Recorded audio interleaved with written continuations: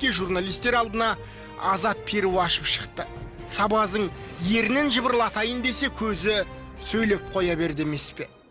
Қимай тұрсыз ба?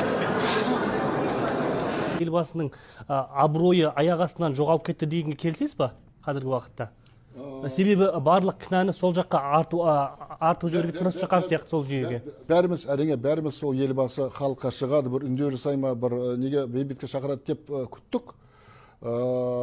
Бұндай болған жоқ, сондықтан көрейік ары қарай не болады. Сіз елбасыдан үмітіңізді үзген жоқсыз ба? Қалай? Сіз елбасыдан үмітіңізді үзген жоқсыз ба? Енді ол кісі өзінің не дейміз, осы барша міндеттерді тапсырды, тіпті қауіпсіздік кеңесінің төрағалықты тапсырды президент мырзаға. Енді ары қарай ол кәдімгі қатарлы зейнеткер шығар. Бірақ мемлекет ішіндегі оның нелері құзыреттері қалмады. Сондықтан ары қарай біз тек осы президентпен жұмыс істеуіміз керек. Сіз Тоқаевты дәл Назарбаев секілді құрметтейсіз, жеке өзіңіз? Кішкене түсінбедім сұрағыңызды. Сіз Назарбаевты өте қатты құрметтейсіз, сол емес па? Мемлекет басшысы ретінде, бірінші тұңғыш президент ретінде оның орны, оның атқарған жұмыстары бар. Қазір Тоқаевқа толық сенесіз? Қазір біз мәселе онда емес. Енді қолдауымыз керек деп жатырмыз ғой.